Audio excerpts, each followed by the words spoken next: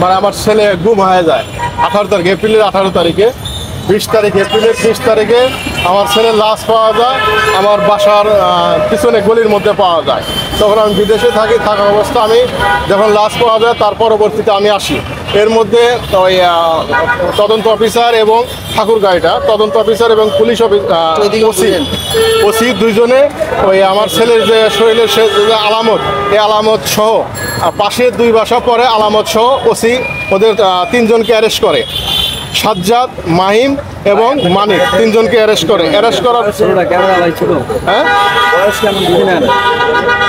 মানিকের বয়স ছিল 40 আর মাহিমের বয়স ছিল 16 হবে এবং সাজ্জাদের বয়সও 16। 3 জনকে অ্যারেস্ট করে। অ্যারেস্ট করার পরে পুলিশ নিয়ে যাওয়ার পরে ওই একজনকে চালান করে দেয় আর পুলিশ কিছু লেনদেনের মাধ্যমে 2 জনকে ছেড়ে দেয়।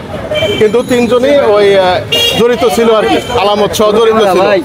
তারপর কিছু আমি বিদেশ থেকে যখন চলে আসি তারপর এগুলো জানার পরে আমি 28 দিন পরে যখন আবার চাপ সৃষ্টি করি যে এগুলো আসামি জড়িত আছে, ভিডিও ফুটেজ এগুলো সব কিছু আছে, তখন আবার মাহিমকে পুলিশ সুপার এবং ওসি আর তদন্ত অফিসার একজন ডিবি হাফিজ নামে 4 জন মিলে মাহিমকে আবার 28 দিন পরে মাহিমকে ধরে।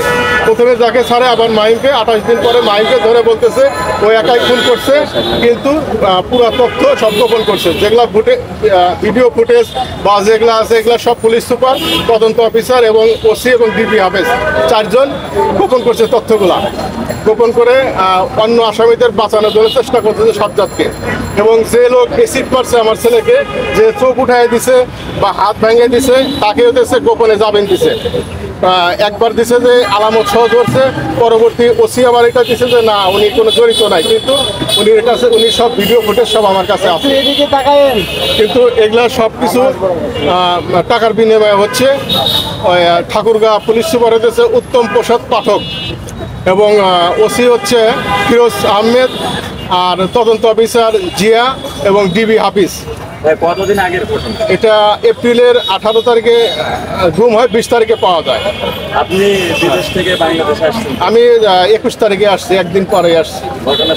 ঘটনা শুনে আমি চলে আসছি।